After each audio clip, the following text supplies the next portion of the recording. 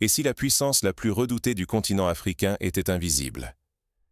Imaginez un pays longtemps classé parmi les plus dépendants, moqué pour son manque de moyens, qui, en moins de 2 années, fait taire tous les sceptiques et force le respect, sans bruit, sans permission.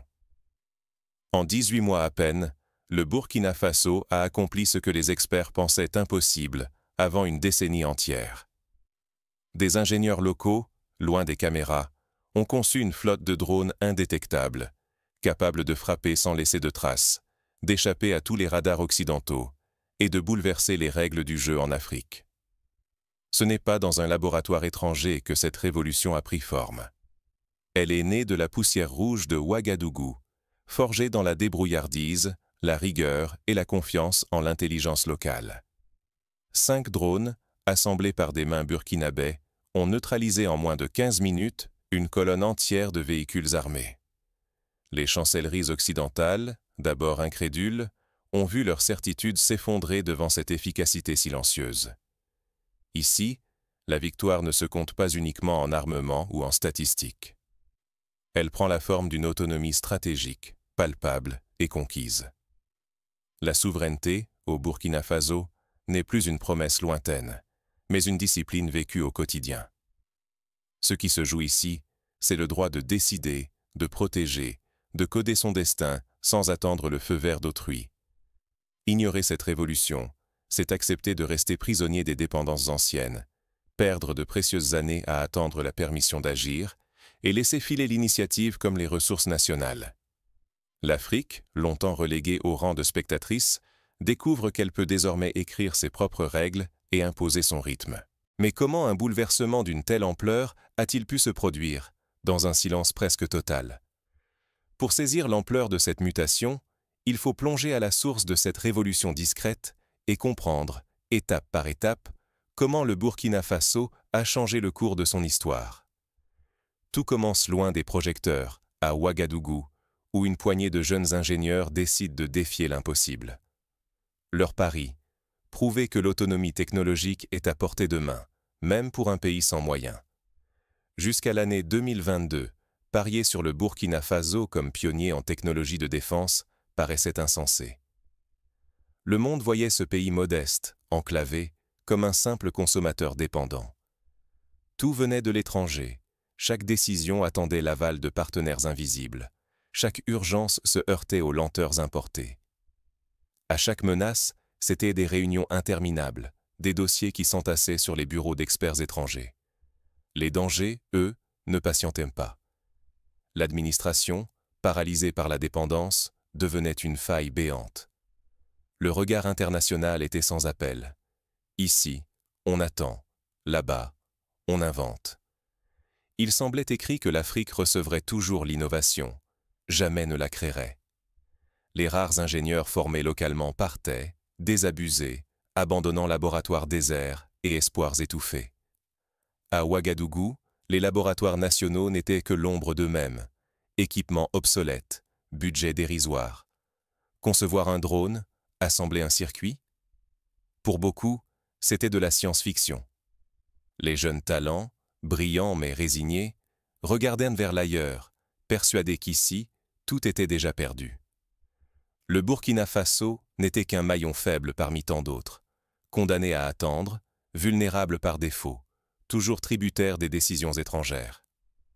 Continuer ainsi, c'était se résigner à l'effacement, à une souveraineté creuse, à une sécurité illusoire. Le risque grandissait chaque jour. À force de dépendre, on finit par disparaître. La lenteur pouvait, un matin, coûter la survie nationale. Pourtant, sous la surface, dans le secret des ateliers bricolés et des rêves tenaces, un grondement sourd commençait à éclore.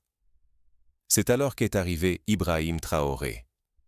Sa vision était simple mais inédite, briser la logique de l'attente, refuser la fatalité de l'importation et forger, dans l'urgence, les premiers outils d'une autonomie réelle. En quelques mois, cette vision va transformer le pays, bouleverser les équilibres régionaux et forcer le monde à regarder le Burkina Faso autrement. Voici comment tout a commencé. Dans la pénombre d'un hangar poussiéreux, la survie s'écrit désormais en ligne de code. Ici, La guerre ne se joue ni à coups de slogans ni d'alliances spectaculaires. Elle se gagne, pièce après pièce, dans le secret de Koudougou.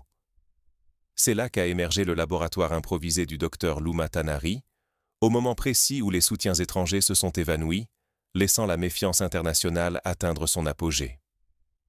Loin des projecteurs, une vingtaine de jeunes ingénieurs burkinabés s'est lancée dans l'alchimie du recyclage.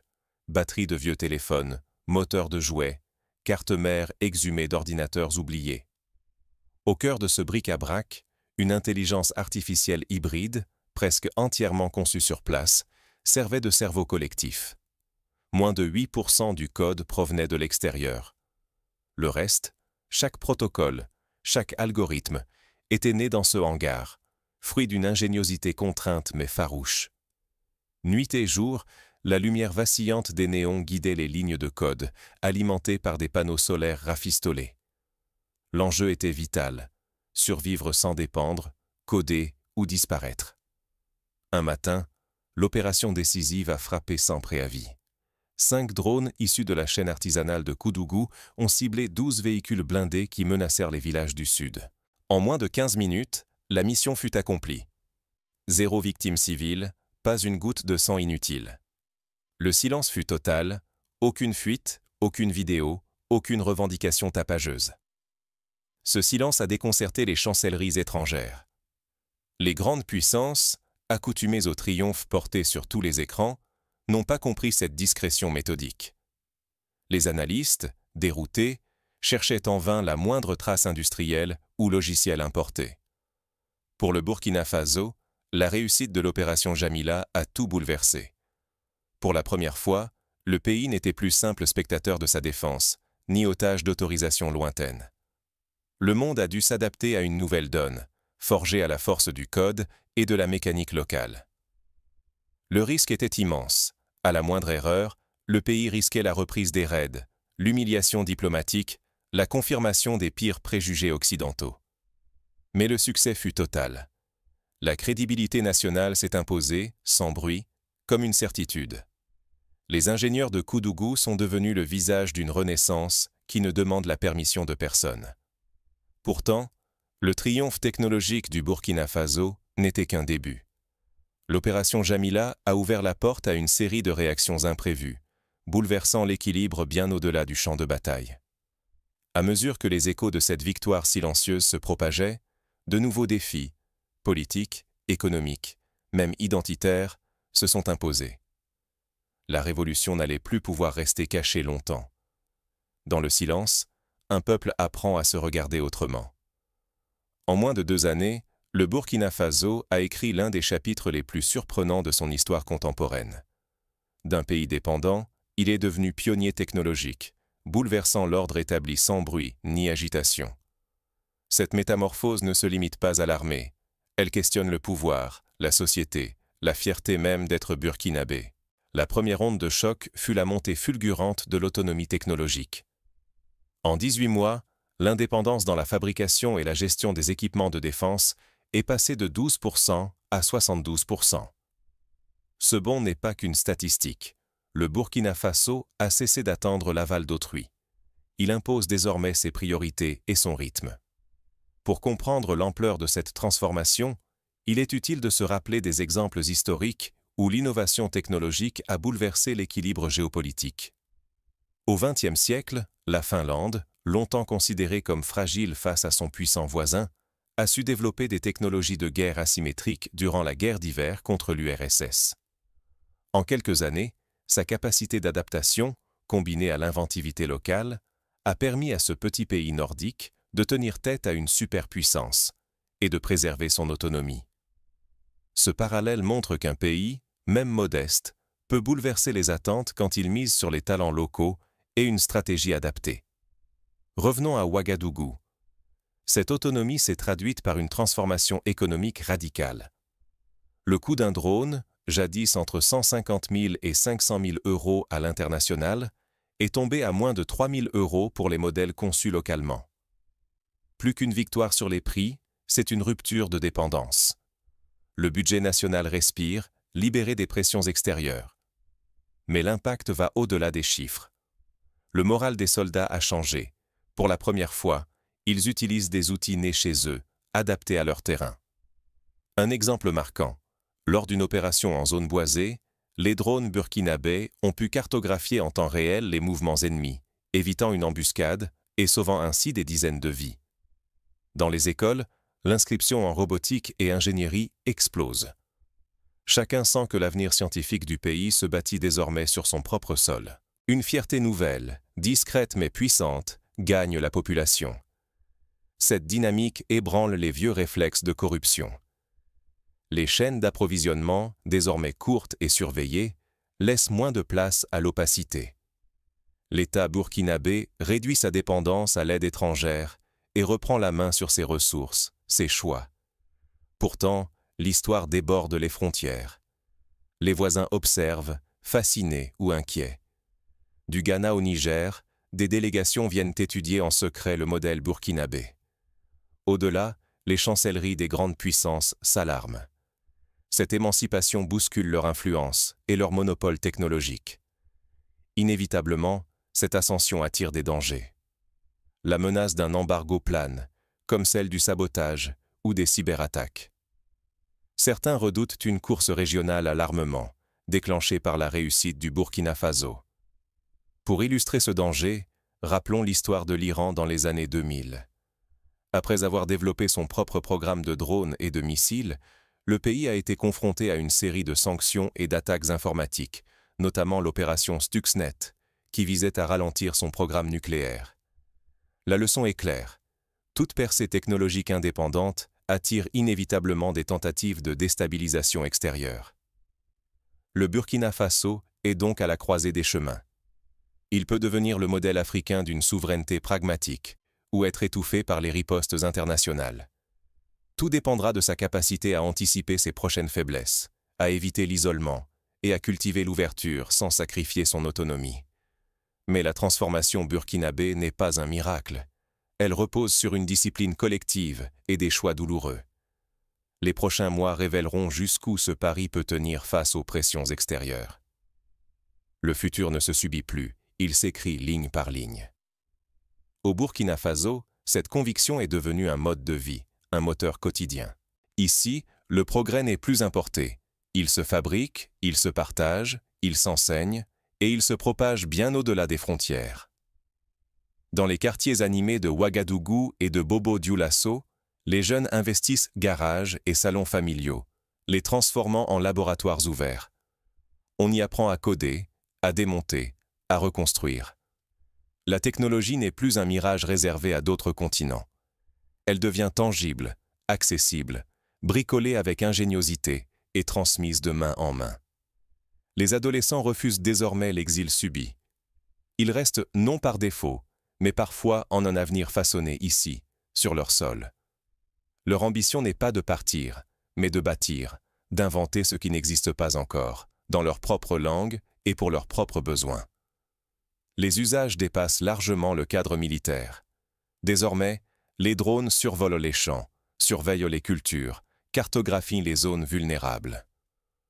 En moins de 2 années d'apprentissage, des lycéens des campagnes deviennent opérateurs, capables de piloter un drone pour irriguer, détecter une invasion de ravageurs ou prévenir un incendie. Résultat, sécurité alimentaire renforcée, pertes réduites, espoir ravivé dans les familles rurales. Prenons l'exemple d'un village près de Koudougou. Avant la révolution des drones, les agriculteurs perdaient chaque année le tiers de leur récolte à cause des chenilles légionnaires.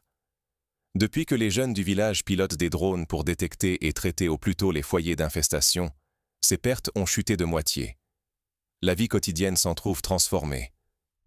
Mais cette révolution ne connaît pas de frontières. La diaspora burkinabé, longtemps dispersée, revient connectée et porteuse de savoirs neufs.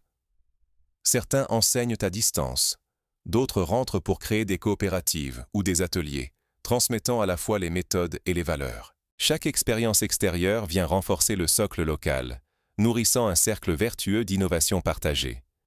L'État, loin d'être spectateur, impulse l'élan. Une université technologique du Sahel a ouvert ses portes, réunissant étudiants, inventeurs et ingénieurs venus de tout l'Ouest africain. Des ateliers régionaux émergent où des jeunes du Niger, du Ghana, de la Côte d'Ivoire ou du Mali viennent apprendre, expérimenter, puis diffuser ces savoirs chez eux. L'enjeu n'est plus d'exporter des talents isolés, mais de diffuser un modèle reproductible et adapté au continent. Pour préserver ces avancées, une agence nationale de cybersouveraineté a vu le jour. Sa mission ? Défendre les données, garantir la confidentialité, empêcher toute ingérence extérieure dans les flux stratégiques. Aujourd'hui, le Burkina Faso contrôle son propre cloud, sécurise ses infrastructures et pose les fondations d'une indépendance numérique réelle, non négociable. Le risque majeur ? Que ce modèle reste isolé, freiné ou incompris, voire étouffé par les anciennes habitudes et les intérêts extérieurs. Ne pas saisir cette chance, c'est risquer la fuite des cerveaux, l'aggravation des inégalités, et surtout, laisser passer une fenêtre historique qui ne se rouvrira peut-être jamais. Face à cette urgence, le Burkina Faso lance un appel au continent. La souveraineté n'est pas un slogan, c'est une discipline collective, une chaîne d'apprentissage à activer partout, dès aujourd'hui. Pour aller plus loin, voici quelques étapes concrètes que chaque pays africain pourrait mettre en œuvre pour s'inspirer du modèle burkinabé. Premièrement, investir dans l'éducation technologique dès le secondaire. À Bobo-Dioulasso, un lycée pilote a introduit des cours de robotique, permettant aux élèves de concevoir eux-mêmes des objets connectés. Cette démarche, si elle est généralisée, peut créer une génération d'innovateurs prêts à répondre aux défis locaux. Deuxièmement, encourager la création de laboratoires communautaires. À Waïgouya, des jeunes ont créé un Fab Lab avec des imprimantes 3D récupérées, permettant à la fois de réparer du matériel agricole et de fabriquer des pièces détachées pour les drones. Troisièmement, bâtir un écosystème numérique souverain. Le Burkina Faso s'est doté d'un serveur national hébergeant les données de santé, d'éducation et de logistique. Ce type d'infrastructure permet de résister aux pressions extérieures et de protéger les informations stratégiques. Quatrièmement, créer des programmes d'échange entre ingénieurs africains.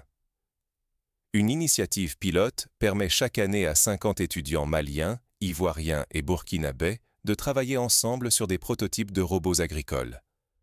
Cet échange de connaissances favorise l'émergence de solutions adaptées à chaque contexte.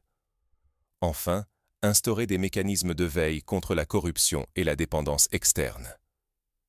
Par exemple, un comité de citoyens, comprenant des représentants de la société civile, supervise désormais chaque marché public lié à la technologie dans plusieurs villes du Burkina Faso.